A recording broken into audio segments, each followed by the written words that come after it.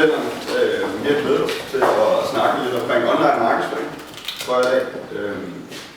Normalt bare vi skulle sælge en hel masse ud og snakke i dag for kunder, så det er dejligt, nu kan vi slappe helt af og hygge os.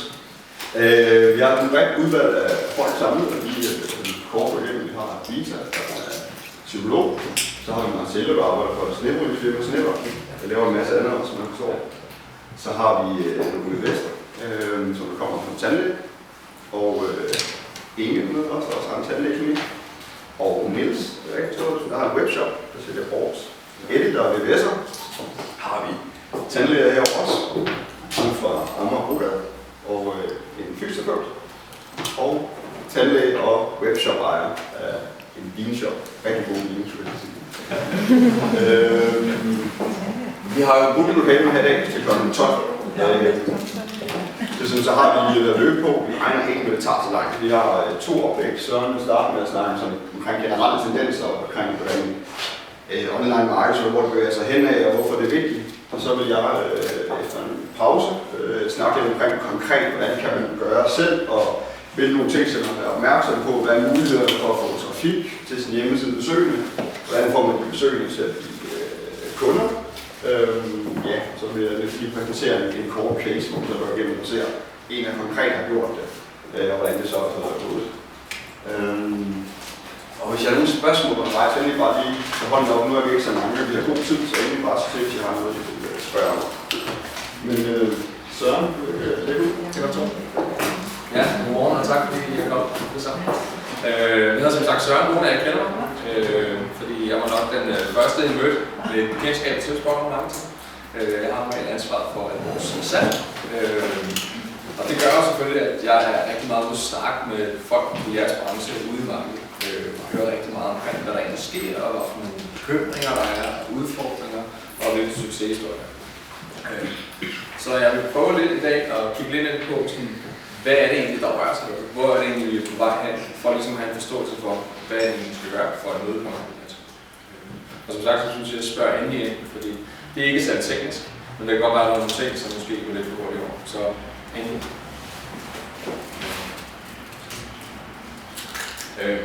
Og kan man sige, i forhold til tendenserne, nu har vi jo lovet at give os en lidt omkring det, hvordan får man succes. Som man siger, inden man ligesom ved, hvad man skal have succes, så er man nødt til at vide, hvad der kommer. Det kigger lidt på. Og det var snakke om online. Hvis man skal kende fremtiden, så er man nødt til at forstå det. Så kan man sige. Så vi starter egentlig med det her skred, hvor det kommer lidt fra. Det der hedder traditionelle medier. Jeg er selv af kultur, kommer fra Berlingske Media, hvor jeg har været 7 år. Så jeg kender det her avismarked rigtig godt, og alt det, der hedder trykte medier. I de 7 år, hvor jeg var der var ikke en eneste år, hvor der var stigende læsertal. De kæmper hver dag en bragende for ligesom at holde skruen i vandet. Og det er jo selvfølgelig rigtig ærgerligt. Men det er der en grund til. Det man ser lidt på traditionel markedsføring i aviser, det er, at det er det, vi kalder push-markedsføring. Det vil sige, at hvis man som tandlæge køber en halvside annonce i Berlingske, det er ret dyrt, skal jeg fortælle, så bliver den sendt ud til 250.000 læsere, og så håber man på, at der er nogle af de 250.000 læsere landet over, som lige præcis har brug for en tandlæge den dag, det bliver. Udfordringen med det er lidt, at vi i dag som hverdagsmennesker bliver spammet af miljøet. Vi har radio, tv, internet. Vi har det hele tiden, og det gør, at vi efterhånden er blevet ret immune over for den slags. Så vi faktisk ignorerer det lidt. Sådan noget. Og det gør, at lige præcis traditionelle medier ikke konverterer så godt, som vi har gjort. Det betyder, at kunderne simpelthen ikke kan gå. Ja, Frederik, kom ind på. Tak. Og det gør selvfølgelig, at eksistensbegrænsen måske ikke helt er der, fordi man ikke rigtig kan stå inden for at bruge sin penge der, fordi regner man lidt på det, så er det en meget, meget dyr kontrakt. Og det er selvfølgelig lidt noget, vi ser nu i forhold til at gå traditionelt til de her arbejde. Så er der den her, enhver annoncesælgers lille udlæg, lokalbønder. Vi kender dem alle sammen. De har haft deres storhedstid. Jeg møder jo tit folk, som har en virksomhed, som starter noget med A, fordi så kommer man først i lokalbønder. Det var jo åbenbart en god ting i sin tid. De har desværre nok haft deres storhedstid og er den grad på retræte. Netop fordi, at i dag, den største gevinst, de får, det er, at de kan være dørstopper, eller de får direkte på postkassen og Jeg har dog et lille men, som I kan se nede i bunden, der er en person med en stok, fordi der er et publikum, som faktisk stadig bruger den, og det er sådan en helt ældre generation. Så har man et marked, hvor lige præcis den generation er 50, så kan man faktisk med fordel bruge lige præcis de trykte lokalbøger. Men det er en lille del, men det er bare for at have en. Som alt andet, så de her de har jo også oplevet svære tider, fordi alt er blevet online. Og det har de fået lidt løsning på. Den hedder selvfølgelig Lokalbøgerne Online. Og nogle af jer kender det, nogle af jer bruger det, måske stadig, nogle af jer har gjort det. De gule sider, Eniro, Krak, er jo alle sammen sådan søgemedier på sin vis. Fordi man kan ikke faktisk søge efter information. Man kan søge efter oplysninger, man får.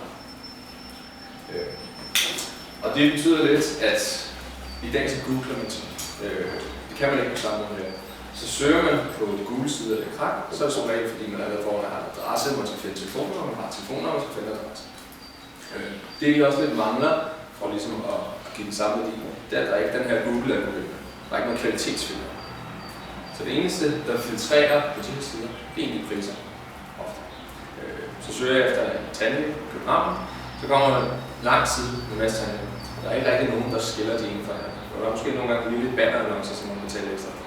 Men det er det. Og det er også derfor, at de også kæmper en kamp for at ligesom holde på. Og hvis nogen af jer, der bruger det stadig, har tid en dag, så skulle I prøve at sammenligne lidt i forhold til de klik, I får derindfra, i forhold til hvad I får, så finde ud af, hvad prisen er for kontakt. Men hvis du søger på et navn på Google, så kan det godt være, at det navn kommer op som de gule sider. Det er rigtigt. De gule sider prøver at få trafik der. Ja, og de har vel også et eller andet med,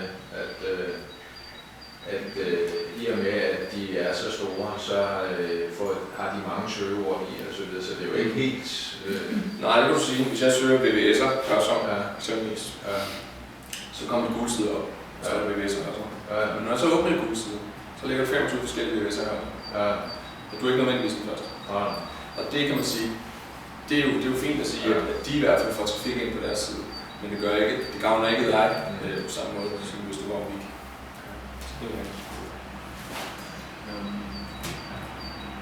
Så er det her internet, fordi det er jo i den grad grunden til, at tingene sker, som sker. Internettet blev sin tid lavet for at være sådan et kommunikationsværktøj, som hele verden skulle kunne sende data på tværs. Og man kan sige, at i blot sådan 15 år, internettet har haft et stort sted, der er det i den grad ændret den måde, vi lever vores liv på. Vi er jo hele tiden online, vi har smartphone og tablets, og har man en butik, jamen, så har man sine data der og sine terminaler der. Går nettet ned, så ved vi også, hvad der sker, så er det svært at arbejde. Så vi er i den grad afhængige af det internet. Så lad os prøve at kigge lidt ind på, hvad der egentlig er med det. Grunden til, at internet har så stor indflydelse, og kan man sige, det ligesom er sket, det skrevet, at det er blevet så anvendelig og vigtig del af hvordan man bruger. Det er i den grad på baggrund af de her store søgemaskiner. Fordi Yahoo, Bing, hvad det er Safari, hvis man bruger med.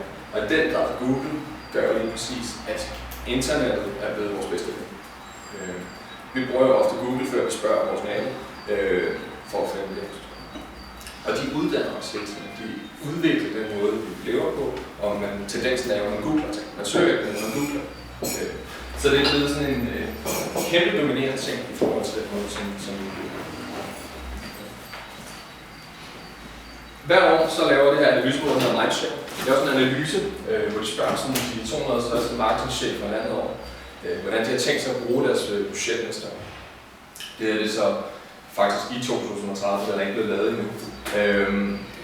Men det man kan se, det er jo, at langt til største del, der er meget mobil marketing, men alt det, der ligger over, som egentlig faktisk er plus, det er det, der er online. Og så kan man se i landsdækkende dagblad, jamen, det er der Berlingske lider, for det er lige præcis der, hvor alt går tilbage. Hej. Og grunden til det er jo ikke, at de her markedschefer synes, det er sjovt at få noget nyt. De gør det, fordi at det er der forbrugerne. Så det er klart, at hvis man skal markedsføres bedst muligt, jamen, så handler det om at ramme det. Selvfølgelig. Og det er også, kan man sige, det skred i hvert fald, vi kan se, at det er den vej, der skal. Den mobile er meget tydeligt her. Det er nok fordi, at alle ved nok en smartphone til brug. Men der sker altså også nogle ting med internet. For det udvikles også. For det her internet, som var verdensomspændende kommunikationsværktøj, så ser vi faktisk, at det i løbet af det sidste års tid er sket nogle ting. Prøv at vise her. En traditionel søgning på Google ser sådan her ud. Jeg har søgt. Kom indenfor.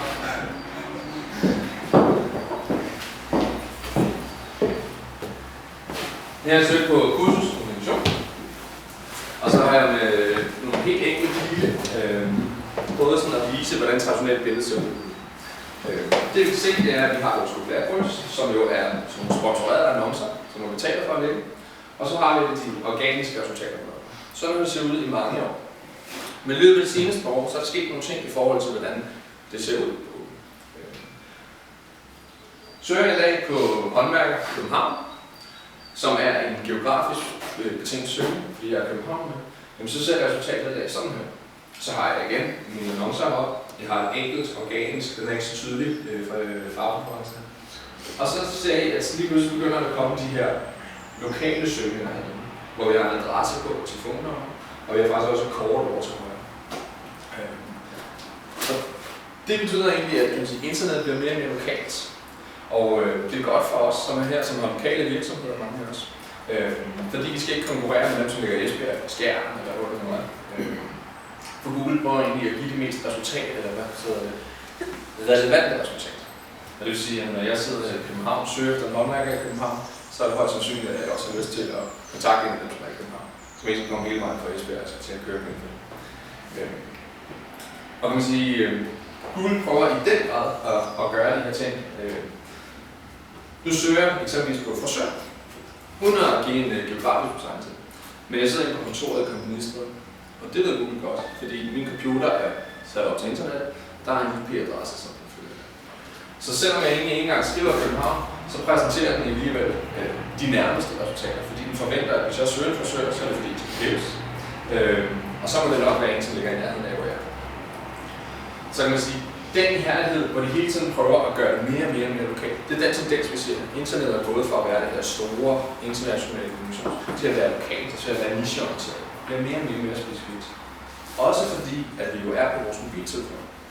Hele tiden bevæger os rundt, og mange af de her søgninger sker fra mobiltelefoner i dag. Skal jeg nok komme ind på. Vi ser det især sket, når Google laver fejl, for det gør de i deres ihærdighed. Når jeg sidder inde på kontoret på Komponiststræde og søger på ny computer, så kommer der et kort op, ganske normalt, men det er altså på Manhattan i New York. Og selvom det sikkert er billigere i år, så har jeg jo ikke tænkt mig til det år. Det i virkeligheden tror jeg så, det er, at jeg søger New York computer. Men det er jo ikke det, jeg skal have. Det samme hernede, hvor jeg skriver ny avis, så tror jeg, det er det her bilberegningsfirma, der er Avis i New York. Og sådan nogle små ting i forhold til det der, hvor vi nogle gange opdager, at det er jo ikke hensigten, fordi det er ikke det, jeg søger efter. Så laver de en literfærdig. Og det er egentlig det, der viser og indikerer meget godt, hvor er det, at vi forhindrer. De prøver virkelig ihærdigt at gøre ting for at lede folk.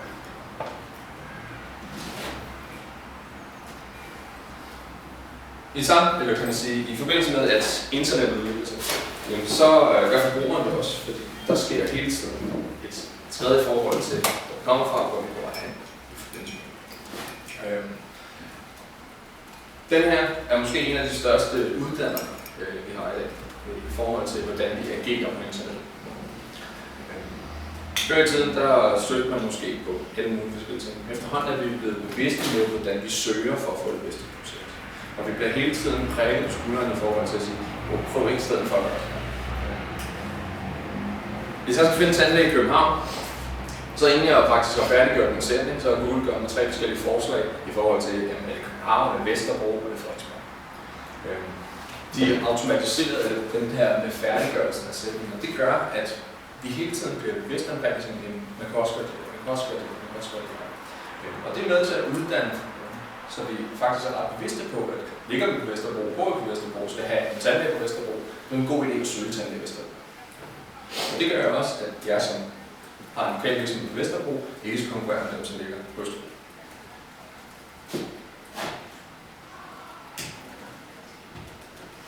Så en lille ting her.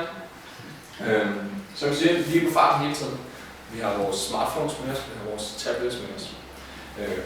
Vi ændrer måden, vi er på nettet på. Og som det står her, så siger vi, at 45% af dem, som skal gøre et køb, de gør det faktisk først via deres mobiltelefon. Det er noget, Simon vil komme lidt mere ind på, men vi vil faktisk se, at den udvikling, der har været inden for de sidste 3 år, er mange op. Det betyder også, at mobiltelefonen er en vigtig ting for at i dag, hvordan vi bruger den. Og derfor er det også vigtigt at være forberedt. Ligeledes, så er der måske nogle af jer, der kender det der, at man kommer ind på en hjemmeside, så begynder lige pludselig at spille noget musik, og der kommer en lyd. Så panikker man til det. Altså det er jeg skal lige skønne mig det. Og det er meget karikeret sagt, men når 85% egentlig går væk fra en hjemmeside, fordi den er dårlig til sig, så siger det lidt om, hvor vigtigt det faktisk er. Det er det samme som at have en pæn butik, hvis man kommer ned i noget, som man ikke rigtig synes ser ordentligt ud, eller hvad er det for nogle folk, der arbejder her, så er man måske en tendens til at sige, jeg prøver sådan noget andet. Det er præcis det samme med en hjemmeside. Så det er vigtigt at have forberedt. Det der også er med en online forbruger i dag, det er jo, at fordi vi er så meget på fart, fordi alting skal ske nu og her, nu er vi on the go, vi har mobiltelefon, så skal det være nemt. Vi er, for at sige det med, luddogne som forbruger. Og derfor er der de her små adgangsbarrierer, som kan ikke finde telefonnummer, eller nu spiller musik igen, så er vi lynhurtige til at skubbe det væk til det næste. Forbrugere er lidt forkælet, vil jeg sige, i nogle virksomheder. Så kan man sige, at det skal være rigtig, rigtig nemt for forbrugerne at tage af det.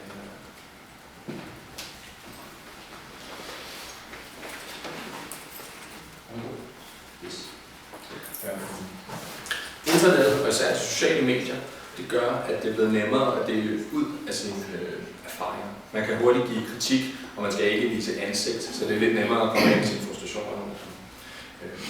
Og det er blevet en del af hele det her kvalitetsfølelse, som også. Vi ser det mere og mere. Nu på fredag morgen her, så skal jeg en lille tur til Gran Canaria med en lille familie. Som nybagt far, så vil man gerne have alt er perfekt. Så først jeg gør, det er selvfølgelig at se, hvad skriver de andre hotelgæster. Fordi hvis de har haft en god oplevelse, så vil jeg højst sandsynligt også få en god oplevelse. Og selvom jeg godt ved, at nogle af de anmeldelser, de måske skrevet af hoteller af deres familie eller deres venner, så står jeg alligevel på det. Og det er den tendens, vi ser, at folk stoler på anmeldelser, selvom de ikke kender. Så derfor er det rigtig vigtigt at faktisk at tage hånd om det. Vi hører også tit, at jamen, det bruger vi sgu ikke rigtigt, fordi det er alligevel nogen, der selv kunne have skrevet det og sådan noget stil. Ikke desto mindre, selvom det var alle sammen var dine venner, der havde skrevet det, så er der altså udforkommet som stod på. Så det er en god idé at tage hånd om det. I kender sikkert nogle af dem. Ja, selvfølgelig. Hvorfor er det vigtigt? Det er fordi, at lige præcis en stor del af dem, som køber nettet, kigger på anmeldelser, og de faktisk går der et sted. I kender nogle af dem, skulle jeg til at sige. Trustpilot er en stor kæmpe dansk firma, som nu har fået fondet og er worldwide. Som lokal virksomhed, så kan man betale et beløb for den her, og så være der en for en god tur. Men faktisk så kan man også anmelde stort set alle andre steder.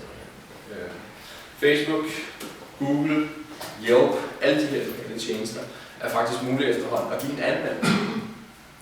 Og det gode ved det her, det er, at det popper op resultaterne, når man søger på det. Det betyder, at lige pludselig så er der faktisk stjerner, så hvis du nu har været en god håndværker, og din kunder er glade for det, så står det faktisk der.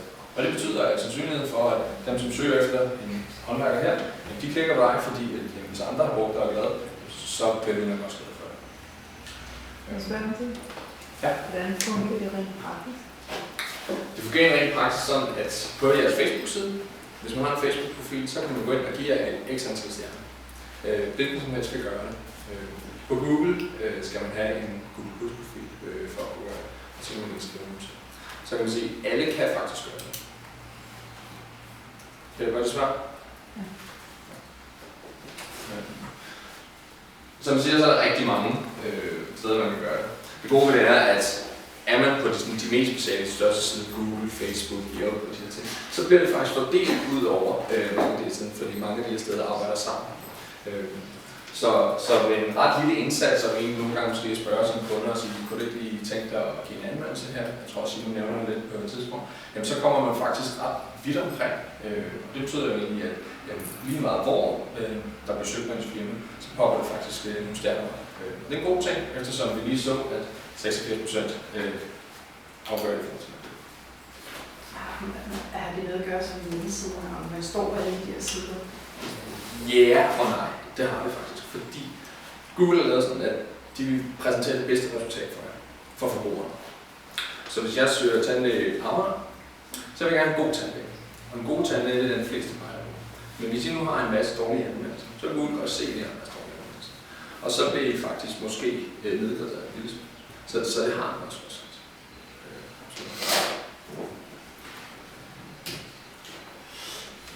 For at give et eksempel på, hvor det kan gå helt galt, så er min gode ven Doris, som bor nede i sydlige Tyskland. Det er ikke nogen af jer kender hende måske. Hun har sin tandlægepraksis dernede. En stor, meget højteknologisk praksis, har et godt renommé. Jeg har altså googlet hendes navn. Det var her forleden dag. Og det I kan se, hendes hjemmeside kommer op her først, der står en skrivelse af det til tysk. Så hvis nogen af jer er god til tysk, så det gør man der, ellers så behøver ikke. Det I skal se på, det er, at de her anmeldelser ligger hernede under noget, der hedder Jameda og Yelp. Det er ligesom at det første brugeren ser, at det falder i øjnene, fordi der er en kontrast i forhold til Google. Og det er faktisk først for ganske nylig, at de her Jameda kom op. Ellers så det sådan ud, at hjemmesiden var, og så var Yelp nede under, med den her ene stjerne. Det er jo selvfølgelig skidt, fordi det er jo faktisk det, man lægger mærke til. Det er der ikke nogen, der siger, måske I ikke læse det her, selvom I er gode til det. Men det er egentlig at se på datoen, fordi den er helt tilbage fra 2008. Og der er én anmeldelse. Man har fået én anmeldelse på Yelp, og det er 2008. Det betyder, at de sidste 5 år, der har det set sådan her ud, når man har googlet hendes navn. Og hvorfor er det skidt? Det er det fordi, at ca. 88% de baserer egentlig det her valg i forhold til at købe for det. Så hvis man lægger statistikken lidt ned over Doris' side her, så må man håbe, at man har fået patienter ind på en anden måde. Fordi ellers er det jo forholdsvis kritisk, at der er så mange hundrede glipvækst. Og det er også det, at vi altid advokerer for, at man tager ansvar for sin tilstedeværelse med dem. Fordi man er der, lige meget man vil eller ej. Det er også derfor, at jeg er glad for at se så mange her i dag, fordi I gør det i hvert fald. Det var sådan lidt omkring, hvor vi kommer fra, hvor vi er på vej hen, og hvordan forbrugerne er mere og mere forkælet og skal pleases i alle retninger. Ja. Man kan jo være uheldig at få en meget negativ anmeldelse. Det kan man. Hvad gør man så ved det? Så besvarer man. Men den står der stadigvæk, ikke? Den står der stadig. Og der er ikke noget, der løber lavpenge. Det er ikke sådan, at alle patienter er glade. Det er ikke vildt. Der vil være nogen, som er utilfredse på den ene eller den anden måde, eller også nogen, der er besværlige. Men besvarer nok til at sige, vi er ked af, at du har haft den her oplevelse. Det er det indtryk, vi har af det, bla, men kom igen, så gør vi godt. Det kommer til at stå det. Det kommer også til at stå godt, lige præcis. For den hvorimod gør vi det ikke, jamen så står den bare så det er en rigtig god måde at imødekomme det her ting. Og rent praktisk, hvordan, hvis der er 10 anmeldelser, står der så, og 9 gode og 1 dårlig, står der stadig kun 1 stjerne? Nej. Altså hvis man så får en masse gode, hvis man har fået en dårlig, og man ikke kan komme ind, så kan man altså bare få en masse gode ind, og så får man absolut, ja. slettet. Den man ser derude, det er sådan gennemsnittet af, hvad jeg har fået. Okay. Så hvis der er 10 anmeldelser, 9 af dem er gode, og 1 af dem er dårlig, så vil der højst sandsynligt stå sådan 4,5 i stjernerne. Ja. Og kører det i Danmark? Hjælp eller det? Det kører også Hjælp i Danmark. Google gør det på deres Facebook-side. Jeg har nogle gange set, for eksempel, vi er ikke på Facebook. Men det er ikke, fordi Facebook, de screener egentlig bare sit ærgerlister. Og selvom man ikke har en Facebook-side, så ligger I der. Og nogle gange så er det sågar nogen, som også har skrevet en negativ anmeldelse. Netop fordi, at folk har en tendens til, at de hellere vil skrive noget negativt, end de vil sige noget positivt. Så I ligger mange af de her steder. Men altså de mest anvendelige er Google, Facebook, Yelp. Men når man nu skriver, hvis nu der bliver skrevet noget negativt, så har jeg hørt, at hvis man, altså, det er rigtig vigtigt at besvare det. Og hvis man så besvarer det på den måde, som du sagde på, hvor man sådan imødekommer kunden, så vil den jo være vedhæftet kritikken også, hvis man går ind og søger. Og så kan folk jo selv gå ind og vurdere, når okay,